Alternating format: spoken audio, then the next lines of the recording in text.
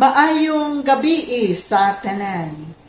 Atong gi-welcome ang tanan niini atong pagsimba, taliwala niini nga sitwasyon nga bisan wala ta nahiusa physically apan nadugtong kita pinaagi niini nga pagsimba. Salamat sa Ginoo sa mga pamaagi or sa high technology nga bisan lagyo kita sa matag usa apan nadugtong gyapon kita, nakahimo gyapon kita sa pagsimba sama niini. Ako man hinaot nga kamo anaa diha sa inyong maayo nga panglawas uban sa kalipay diha sa grasya o panalangin sa atong Ginoo. Mao nga atong gi-welcome ang tanan pinaagi sa ngalan ni Ginoong Hesukristo o sa Simbahan United Church of Christ in the Philippines, Iligan City. Uban usab niining atong pagsimba sumala sa atong ginaingon sa mga nanglabay nato nga mga panimbahon nga ania kita karon sa bulan sa Stewardship Month. Uban nining Stewardship Month mao ang ato ang pagsaulog sa Thanksgiving Sunday. Ang atong Thanksgiving Sunday mao karong katapusan nga Sunday sa November 26. Ang atong panimbahon ni Ana diri sa sulod sa simbahan, wala tay simba sa 7:30 sa buntag ug sa alas 10 sa buntag.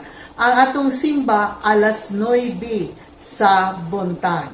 So mao na atong simba during sa Thanksgiving celebration. Ang atong simba November 26, 2023, 9 o'clock sa buntag. So kanunay man ta nagpasalamat sa Ginoo, kini atong himuon mao ang hiniusa nga pagpasalamat ingon nga simbahan sa UCCP Iligan. So in connection ni ana nga celebration, during sa maong celebration magdala lang ta og pagkaon o para i-share po nato sa atong isig kaingon. O kung naamoy gusto i-offer nga mga fruits or whatever nga i-offer during sa simba, please contact our church office para atong makuha sa inyong panimalay kung dili ninyo madala. Pwede na po ninyo dadon sa simbahan or contact sa atong church office kung gusto ninyong ipakuha. So mao ka na ang agi pagsaulog nato sa ato ang Thanksgiving Sunday. So dako atong pagpasalamat sa Ginoo nga diin sa kanunay iya kitang gibubuan sa iyang grasya ug panalangin. Atong greetings alang sa atong makaigsuonan nga nagsaulog sa ilang adlaw nga natawhan sulod niini nga semana o karon nga adlaw. Happy birthday alang sa atong makaigsuonan nga nag-birthday. Hinaot ang grasya o panalangin sa Ginoo maanaa kanunay diha sa inyong kinabuhi. And happy wedding anniversary sa atong makaigsuonan nga mag-celebrate sa ilahang wedding anniversary. Sa mga magtiayon nga mag-wedding anniversary, hinaot ang gugma sa Ginoo nga mao'y naghiusa kaninyo diha sa kaminyoon, mahimo kining magmainiton pa, magmabungahon o magmalipayon kamo uban sa tibuok ninyo nga panimalay. So uban ni ana nga mga concern usab nato padayon ang atong mga pag-ampo alang sa atong makaigsuonan nga naay mga gipangbati usab sa ilahang mga panglawas. Sumao lamang ka na ang atong concern. Kung naa ka mo'y mga pangutana, mga prayer request, or lain nga mga concern, please inform our church office. Labi na sa itong mga prayer request para maapil usab nato sa atong mga pag-ampo. Sumao lang ka na ang atong mga pagtagad o buluhaton ni ini nga takna. Maayong gabi sa tanan.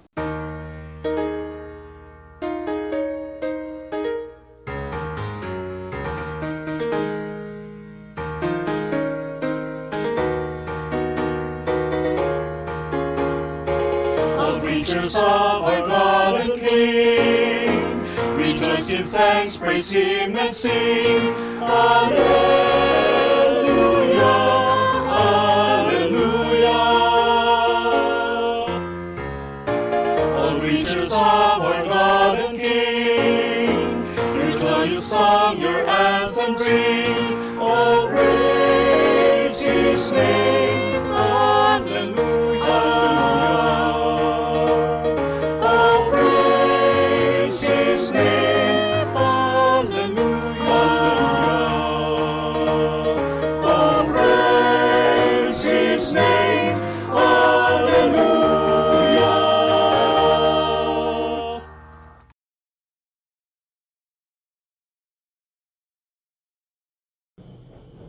Wisdom is radiant and unfading, and she is easily discerned by those who love her and are found by those who seek her. Where are your still speaking voice? We come to you, wisdom, seeking knowledge and understanding. Wisdom is radiant and unfading, and she is easily discerned by those who love her and are found by those who seek her. We remember your marvelous acts and faithful instruction. We come to you, wisdom, as you have been near to us. Wisdom is radiant and unfading, and she is easily discerned by those who love her and are found by those who seek her. We trust in your guidance and place our hope in your thought, feast, and famine. We come to you, wisdom, to worship and to serve. Let us pray. God of wisdom, your presence illuminates our path. Shine your light into dim spaces so that we do not stray from your teaching. Help us discern what you are calling us, your church, to do and be in this moment in time. Give us urgency to be good news in the world and for our neighbors.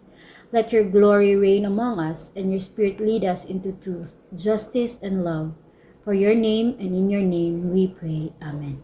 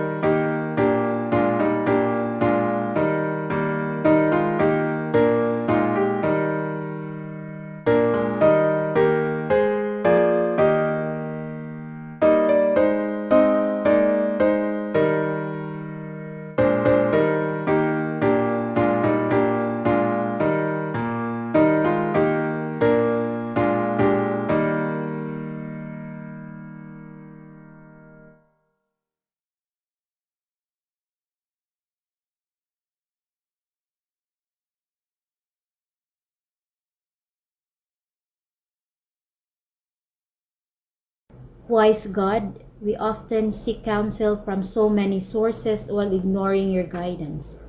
Help us to navigate the tough choices we must make and to discern the circumstances of our world and our lives through your perspective. Your way is life and embodies care, compassion, and concern for all creation. May we follow your model for the flourishing of our human siblings and our home, the earth. Amen.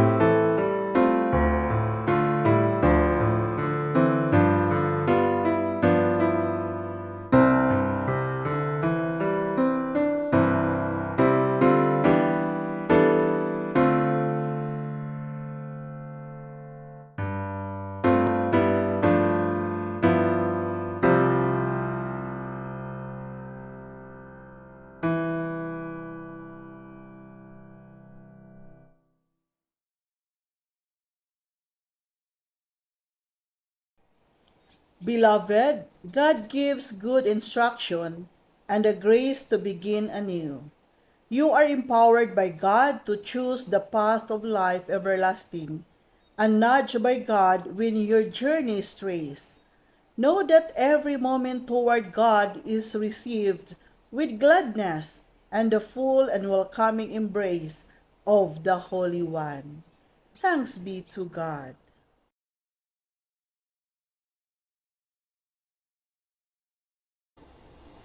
Uban niining atong pagsimba o diya sa atong pagduol sa Dios, mga atong pagpasalamat ngadto kaniya o pagdala sa atong mga paghangyo, mga concern o mga pagampo sa atong Dios. Atong iyo ko atong mga ulo ug mag-ampot ta. Mahigugmaon og balaan ng mga Dios, amahan ng mong langit nun. Kami nagapasalamat diha kanimo sa kanunay sa imong mapadayunon nga pag-atiman sa among kinabuhi. Salamat o Dios nga diin sa nilabay nga mga adlaw sa among kinabuhi.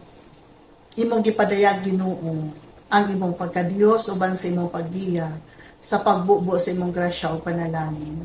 Imong gipakita o Dios kung unsa ninimo kahigugma.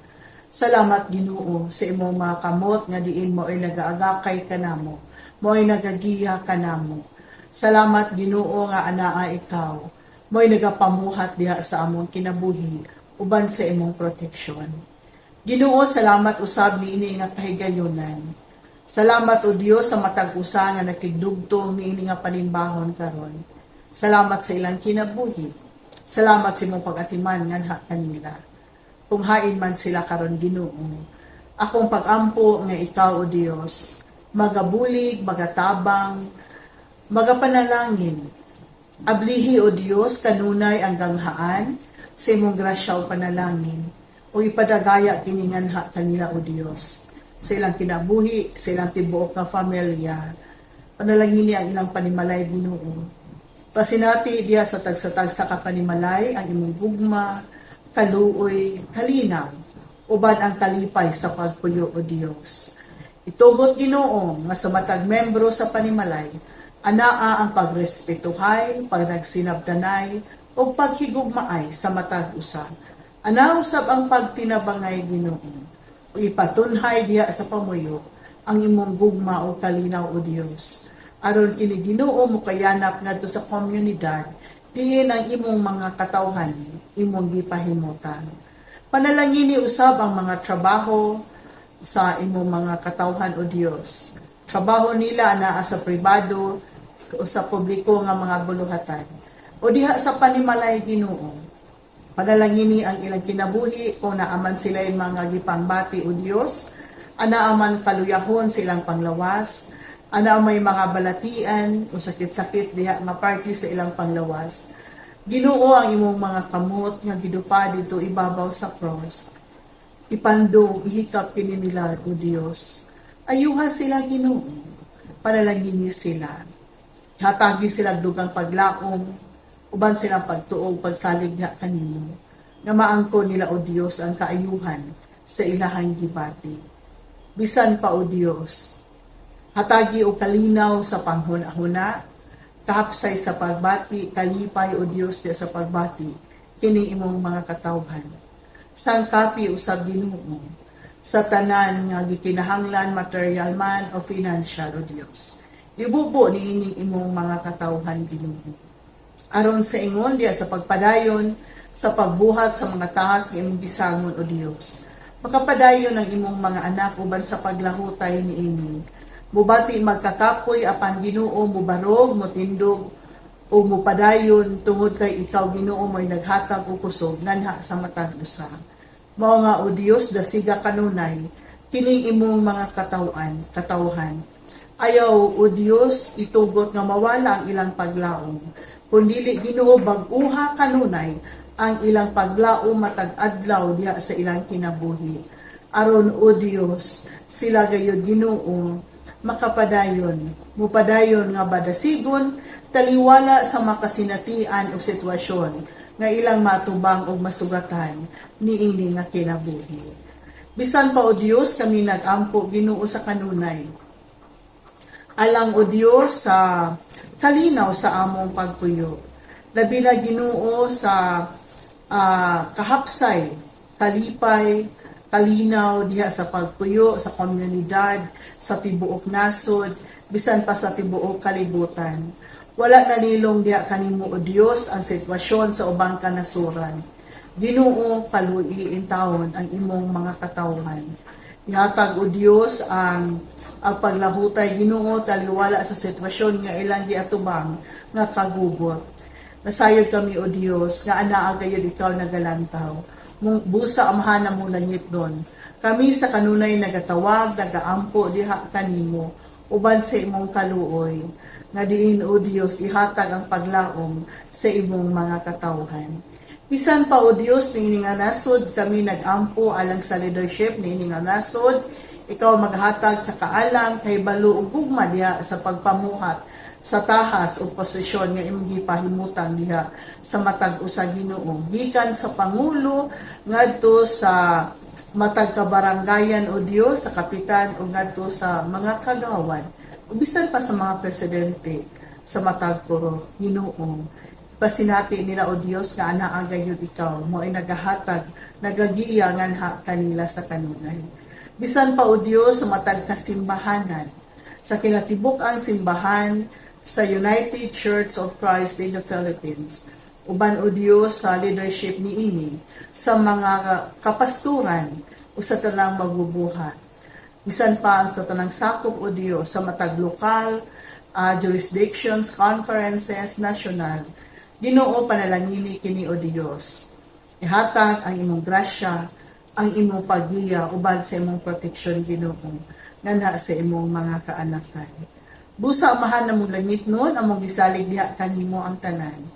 Bisan pa o Dios ang among makaigsuunan nga nagsaulog sa ilhang birthday sa wedding anniversary.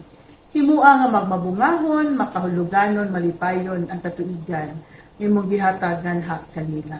Kanimo ang tanan Ginoo among ginasalig ug ginatugyan pinaagi diha sa ngalan ni Ginoong Hesukristo. Amen. Ang patukuranan sa atong pagpamalandong makita diha sa Ebanghelyo ni Jesus sa libro ni Mateo kapitulo 6 bersikulo 19 ngadto sa 21. Ayaw ka mo pagtigom og mga bahandi sa inyong kaugalingon dinhi sa yuta, kay tayan lamang kini og kutkuton sa anay o kawaton usab sa mga kawatan. Pagtigom hinuon og mga bahandi alang sa inyong kaugalingon dito sa langit, diin walay taya og anay nga makakutkot niini og walay makawatan nga makakawat niini. Kay hain gani ang inyong bahandi at tua usab didto ang inyong kasing-kasing. Mao kini ang pulong sa Dios nga atong pamalandungan, hinautang Ginoo magadugag panalangin kanato sa atong pagpamalandong niini.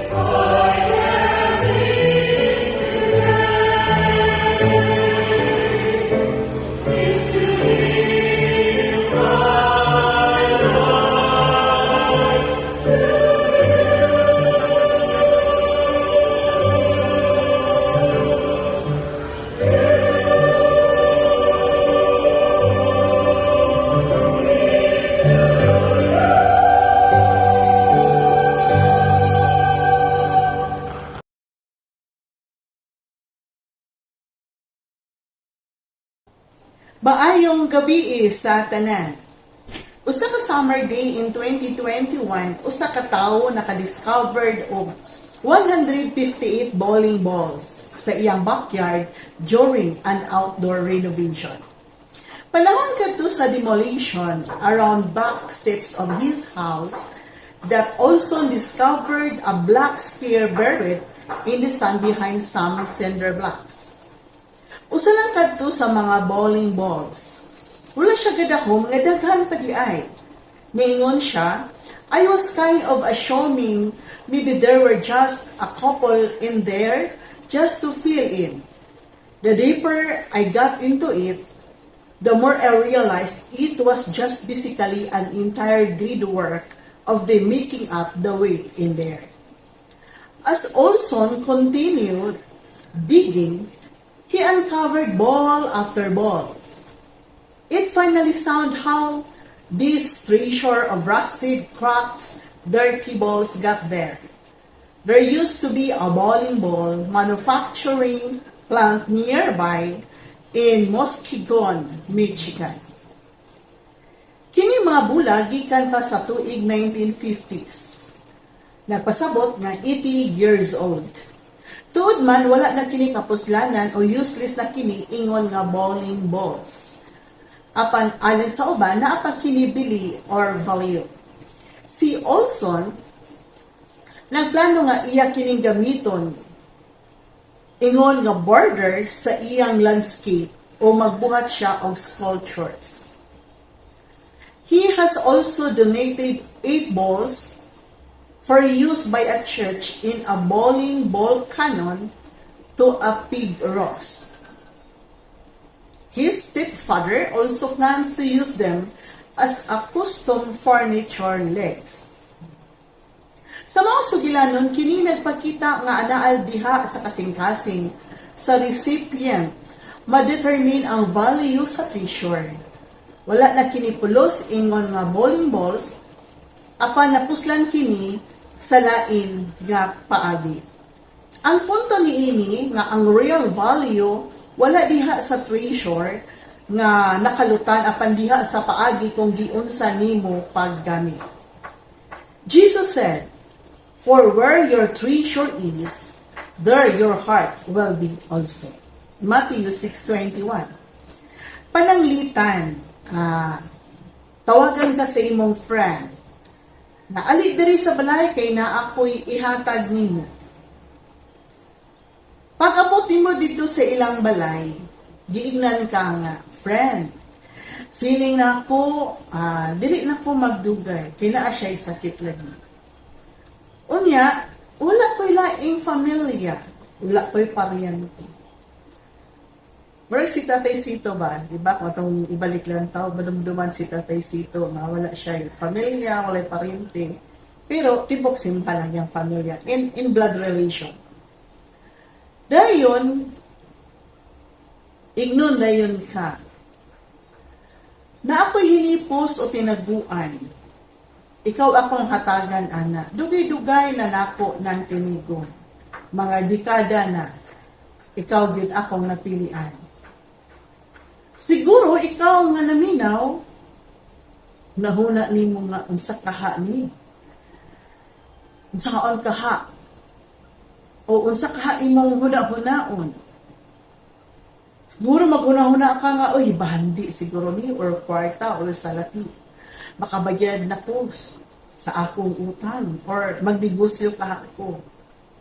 Samtang ga istorya siya, naglakaw mo paingon sa usa ka kwarto.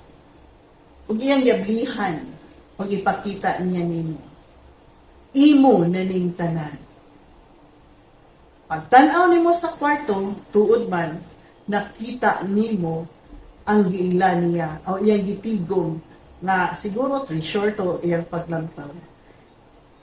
Daghang karton sa gatas, nga halos maabot na sa kisami, daghang baso sa kape, nga naa sa gibutang sa mga karton, mga newspapers, plastic bags. Imong napanunod, gikan sa imo higala, ang mga butang na huna-huna niya, imo pang magamit alang sa pag-abot sa panahon. Usaman tuod ni ka kwarto, apan basura kini o naara nimo ko unsaon nimo ni paghatag o value. Dili atong pangutanon ng atong kaugalingon, unsa man gyud ang tinuod nga valuable or tinuod nga bilinhon alang nimo. Dili sa kalibutan na ay mga butang nga atong gihatagan og dakong bili. Alang sa mga adult, hatagan og dakong bili kung may tax gutanan og money, kwarta, properties, business, job, families. Alang sa mga batanon, para nila valuable nila a sense of belonging and community kung asa sila komportable. Dito silang familia, silang friends, supportive groups, or organizations. Alang sa bata, ang bililhon para nila, ang ilang toys, food, kining mga butanga maupod ni nahaom nila. Pero ingon nga mga Kristohanon, mas bililhon sa iyang kinabuhi ang paghatag og panahon sa Ginoo. Ingon nga iyang magbubuhat, manunubos, o magsasangka.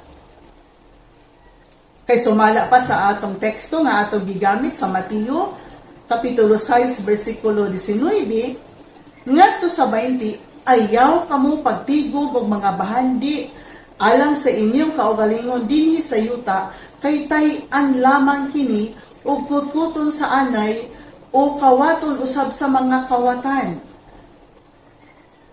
Pagtigom hinuon og mga bahagi alang sa inyong kaugalingon dito sa langit, sa yuta, dito sa langit, diin walay taya og anay nga makakutkot niini o walay makawatan nga makakawat niini. Kay haid gani ang inyong bahandi at tua usab dito ang inyong kasing-kasing. Kini nga passage, giulagway ni Jesus ang kinaiya sa kasing-kasing sa usa ka Kristohano. The heart in this sense refers to a person's devotion, loyalty, and affection. Ang tumong dinhi mao ang bahandi. Nay duha ka sugo bahin sa bahandi nga naghisgot dinhi sa teksto. Ang duha ka sugo nag-ingon, ayaw kamo pagtigom o ang usa pagtigom hinuon. Positive o negative command. Ayaw negative, pagtigom hinuon, it's a positive command. Kini nga sugo alang sa mga Kristohanon diha sa ilang pagbuhat nga makugihon or diligent. Ang mga magtutuo ni Kristo gitawag aron sa pag-produce og bunga samtang ani apakita ni ini nga yuta. Sa pagbuhat pa lang sa Ginoo sa tao, iya na kining gihatagan og katungod sa pag-atiman o sa pagbuhat dito sa garden sa Eden, ha? O sa pagluwas sa Ginoo sa tao, mao kini ang starting point sa kinabuhi nga anaa diha ang malipayong pag-alagad o matinud-anong pagpamuhat sa tahas nga gisangon kaniya alang sa kahimayaan sa Dios. Efeso 2:10. Mga binuhat kita sa Dios o gibuhat kita niya diha kang Kristo Jesus. Aron magbuhat kita sa maayo nga maoy iyang tuyo alang kanato. Ang tinuod nga Kristohanon dili magpabiling tapulan o walay trabaho. They are obliged by the grace and command of God to labor faithfully. They live for the pleasure and will of the one true and living God. Their work is different from the work of the world, however, because their labor is rooted in the glorious gospel of Jesus Christ. They don't labor under the cloud of the curse, but in the power of the Spirit with full assurance that all of their work done in faith, according to the scriptures, will be fruitful in its time. Unsa man klasiha sa bahandi nga atong tigumon para sa atong kaugalingon dito sa langit, sumala sa Mateo 6:20. Si Jesus nagsugo sa iyang mga sumusunod to labor for Christians. Christians are not called to simply work for work's sake. Trabaho lang mo trabaho. But they are to labor for treasure. Diba? Further, they ought not to labor for just any treasure, but the kind of treasure that gets stored up in heaven where neither moth nor rust destroy.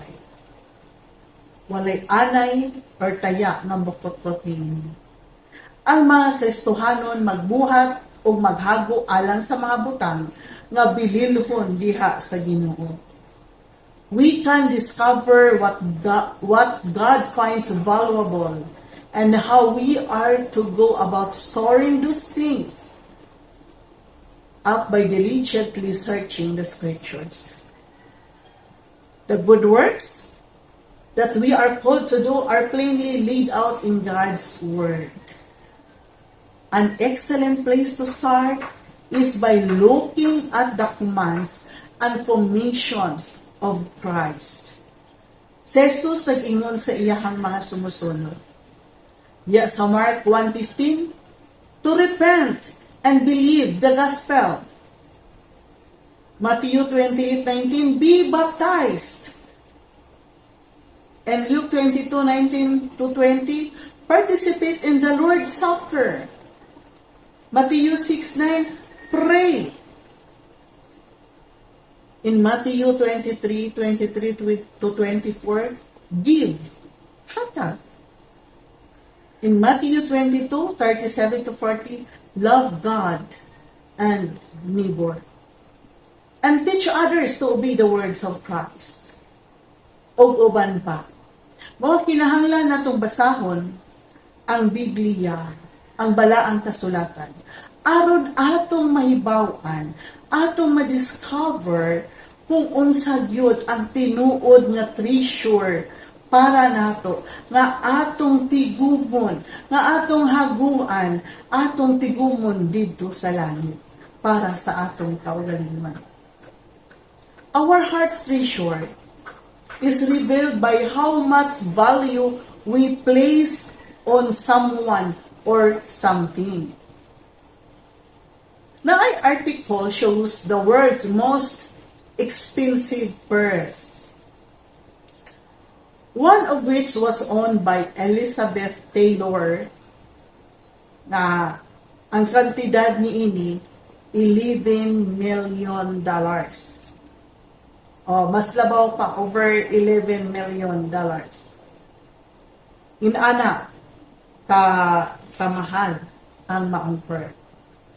If Jesus Christ is our greatest treasure, that is our pearl of great price.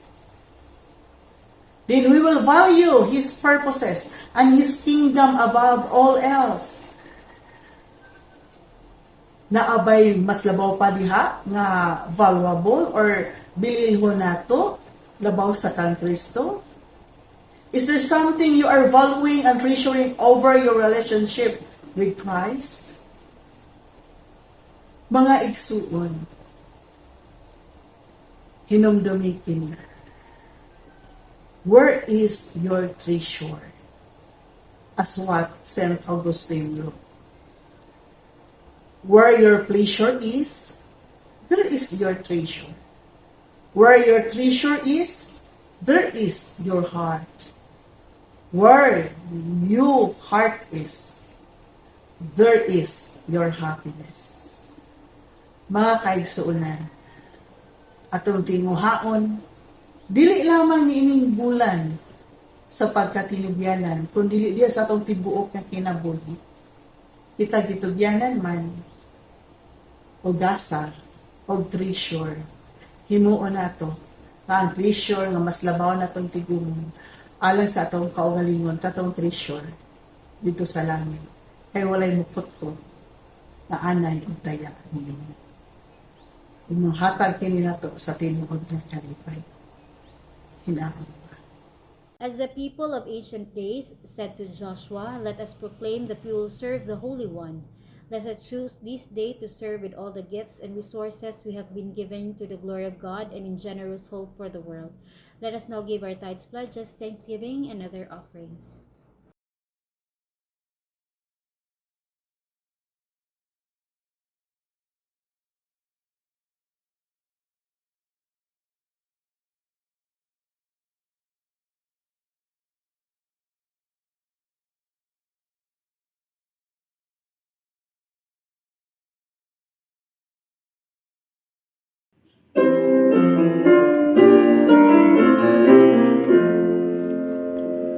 Praise God from whom all blessings flow. Praise Him, all creatures here below. Praise Him above the heavenly host. Praise Father, Son, and Holy Ghost. Amen.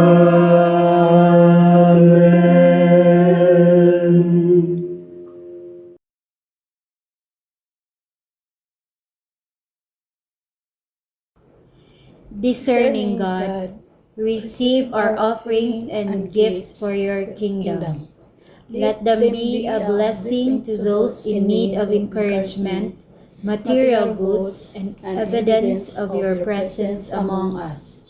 Magnify them beyond our imagining and grant us insight into the possibilities before us for ministry and witness. We are grateful to give. Amen.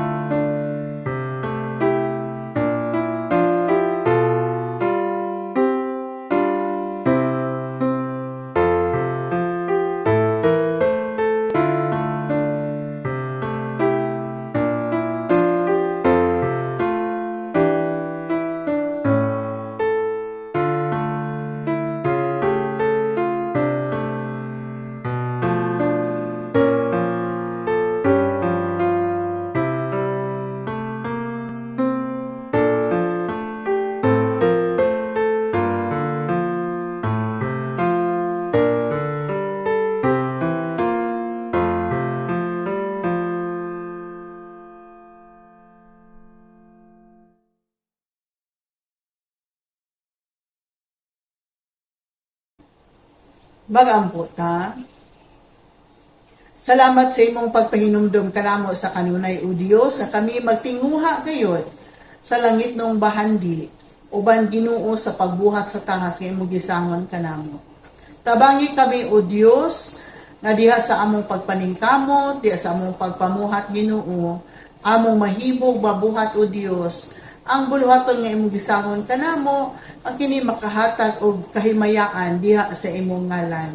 Mga o Diyos, gamita ang matag usa sumala sa imong kabubuton o panalangini Ginoo diha sa tanang aspeto sa kinabuhi.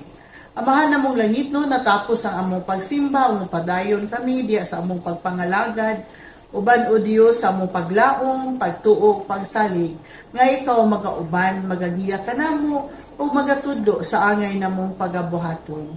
Busa amahan namong langit nun, ania kami nagatugyan sa among kaugalingon, kalag, kusog, kasing-kasing, o hunahuna. Busa amahan na mong langit nun sa kanunay, tudlo giyahi kami o gamihi kami, pinaagi sa ngalan ni Ginoong Hesukristo. O karon panalangina ng bantayan ng taamo sa Ginoo. Magmaluluyon o magmahinatago ng ta siya kaninyo hatagan kamo niya kalinaw o kalipay. Pinaagi sa ngalan sa Amahan, sa Anak, o sa Espiritu Santo. Amen o Amen.